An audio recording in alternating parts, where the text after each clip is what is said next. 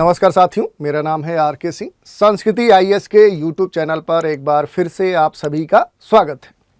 बात करें तो वैश्विक स्तर पे और भारत के भी स्तर पे और अलग अलग मंचों पर वन्य जीव संरक्षण के लिए कई सारे प्रयास किए जा रहे हैं, लेकिन अभी भी क्या है कि ये जो प्रयास है ये पर्याप्त नहीं है, क्योंकि अगर देखें तो जो वन्य जीव हैं इनकी संख्या या इनसे जुड़े हुए जो क्षेत्र हैं वो लगातार संकुचित होते जा रहे हैं।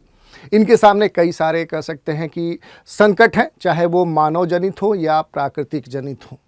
इसके लिए कई सारे प्रयास भी किए जा रहे हैं, कई सारे कह सकते हैं कि अलग अलग नियम कानून भी बनाए जा रहे हैं, लेकिन अभी भी जो सबसे महत्वपूर्ण कारण है इन वन्य जीव जो हैं उनके सामने संकट का, वो कारण है मानव।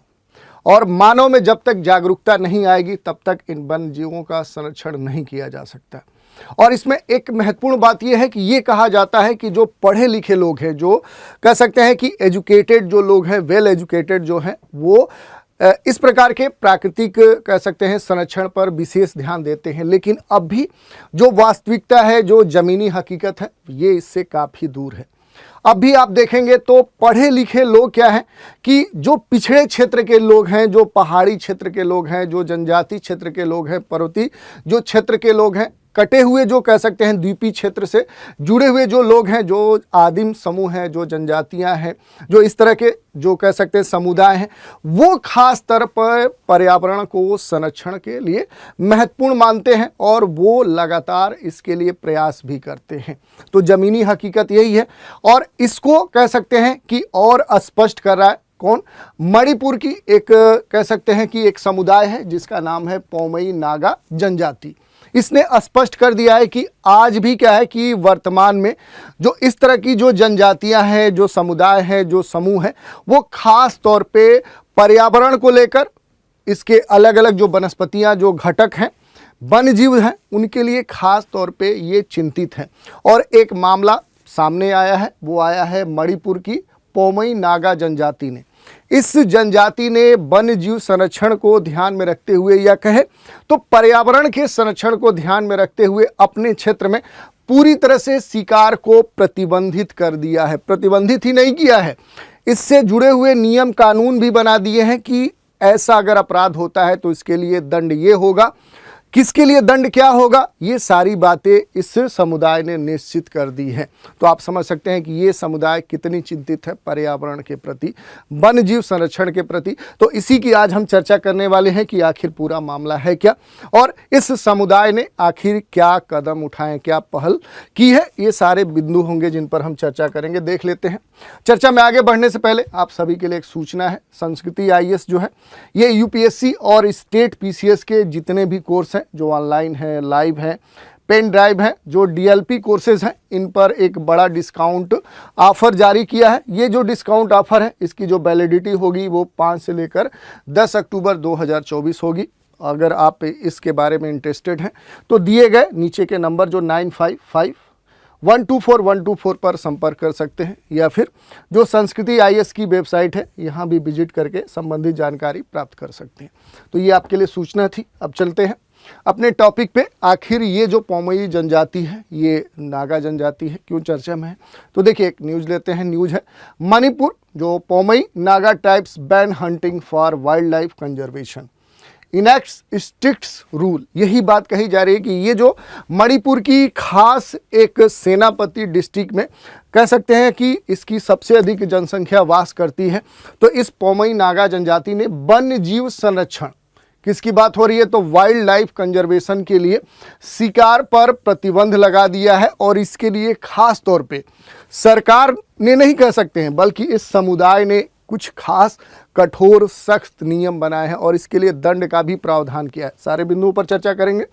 आखिर ये मामला क्या है तो मणिपुर के सेनापति, आप देखेंगे मणिपुर के मैप में जाएंगे तो सबसे उत्तर में देखेंगे तो यहीं पर आपको ये डिस्ट्रिक्ट आपको देखने को मिलेगा। यहीं की जो जनजाति है जिसका नाम है पौमई नागा जनजाति। आप देखेंगे कि ये जो पूरी जनजाति है ये 2 राज्य में मूल रूप से आपको देखने को मिलेगी। एक तो मणिपुर है और दूसरा जो कह सकते हैं कि यहाँ पर राज्य है वो है नागालैंड।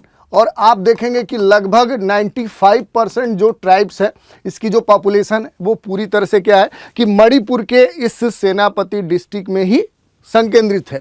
तो यहाँ की इस पौमई नागा जनजाति ने अपने क्षेत्र में जंगली जानवर जो वहाँ पर वन्यजीव हैं और पक्षियों के शिकार और जाल बिछाने, उनको मारने, इस पर प्रतिबंध लगाकर वन्यजीव संरक्षण की दिशा में एक महत्वपूर्ण कदम उठाया। आप समझ सकते हैं कि इस पिछड़ी, सामान्य तौर पे देखें तो जो जनजातियां हैं उन्हें पिछड़ी माना जाता है, उन्हें अनएजुकेटेड माना जाता है। ये माना जाता है कि समाज की जो मुख्य धारा है उससे ये जो समुदाय हैं, ये जो जनजातियां हैं, ये कटी हुई हैं। लेकिन तब भी ये पर्यावरण के प्रति, वन्य जीवों के प्रति, वनस्पतियों के प्रति कितना ये जागरूक हैं, इससे आप समझ सकते हैं। इनके द्वारा लिए गए इस निर्णय से आप समझ सकते हैं। तो हाल ही में पुरुल गांव में जो पुरुल हिमाई एक इनका यूनियन है, उसके द्वारा एक आयोजित आम बैठक में जनजाति ने अपने जंगल के एक हिस्से को संरक्षण या कह सकते हैं संरक्षित क्षेत्र घोषित करने का भी निर्णय लिया कि इसके लिए हम प्रयास करेंगे और सरकार के सामने मांग रखेंगे। और इसके लिए इस समुदाय ने संकल्प भी लिया है। अपने पर्यावरण को और अधिक सुरक्षित रखने के लिए जनजाति ने गांव और जंगलों के आसपास जंगल की आग और अन्य जो हानिकारक गतिविधियां हैं उन पर प्रतिबंध भी लगा दिया है। और इसी कारण से ताकि यहाँ पर जो वन्य जीव हैं उन्हें सुरक्षित किया जा सके, क्योंकि जो वन्य जीव हैं वो पर्यावरण के अभिन्न घटक हैं। कहीं न कहीं उनका हमारा जो समाज है, हमारा जो मानव है, उससे सीधा संबंध होता है। और इसी कारण से इस तरह के कह सकते हैं यहाँ पर डिसीजन लिए गए। कुछ महत्वपूर्ण बिंदुओं पर चर्चा कर लेते हैं। यहाँ पर अगर बात करें कि ये जो पौमई नागा जनजाति है, इसकी जो कुल पॉपुलेशन है वो लगभग 7,000 है। और लगभग 7,000 की संख्या वाली पौमई नागा जनजाति ने मणिपुर वन्य जीव संरक्षण अधिनियम 1972 के अनुसार ही ये कह सकते हैं कि उपाय या ये पहल प्रारंभ की है।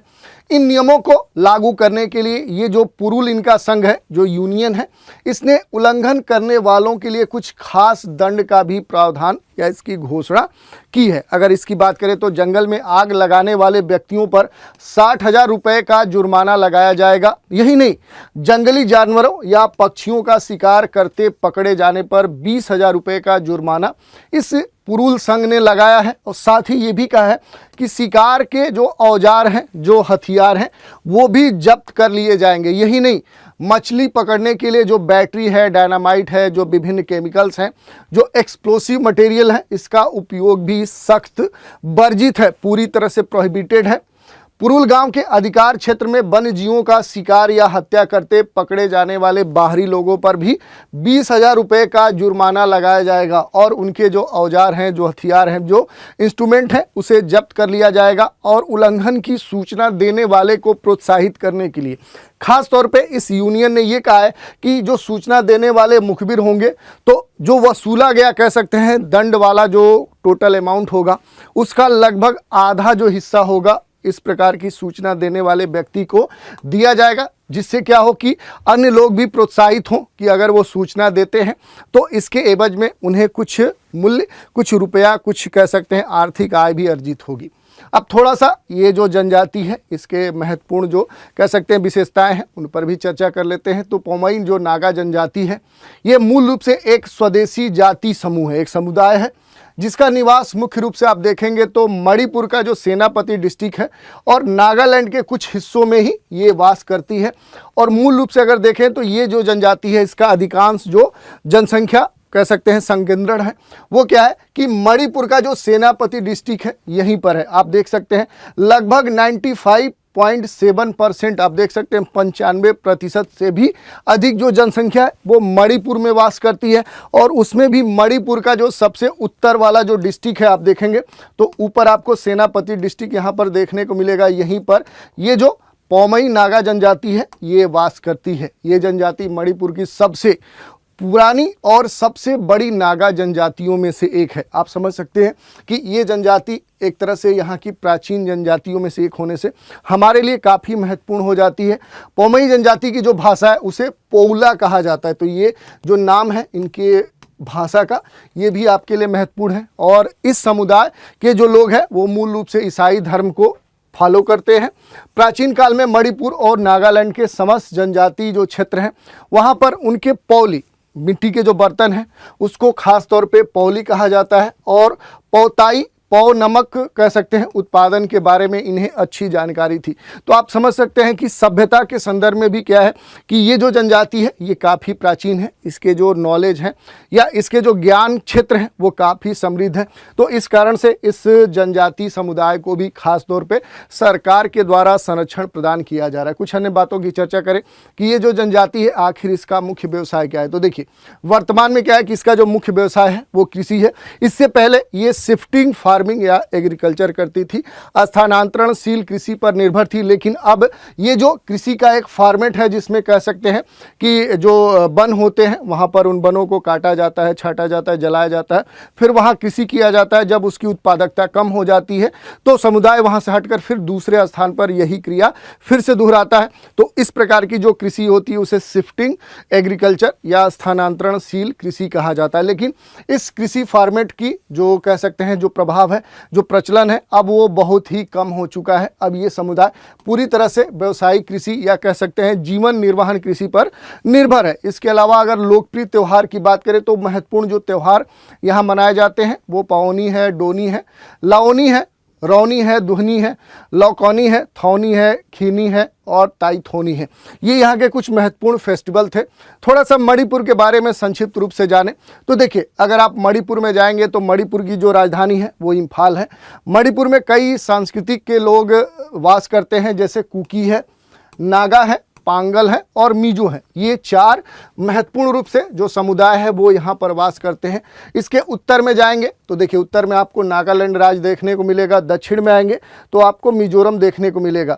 यही नहीं, इसकी जो अंतर्राष्ट्रीय सीमा आप देखेंगे तो इधर म्यांमार से लग रही है और इधर देखिए तो असम से लग रही है।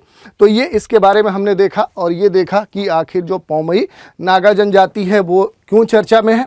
इस जनजाति ने वन्य जीव संरक्षण के लिए आखिर कौन सी पहल प्रारंभ की है, कौन सा इनिशिएटिव लिया है, इस पर हमने चर्चा की और इसके साथ ही इससे जुड़े हुए जो भी महत्वपूर्ण पहलू थे उन पर भी हमने बात की। तो आज के एपिसोड में इतना ही। नए एपिसोड में एक नए मुद्दे के साथ फिर मिलेंगे, तो आप हमारे साथ बने रहें। इसके लिए धन्यवाद।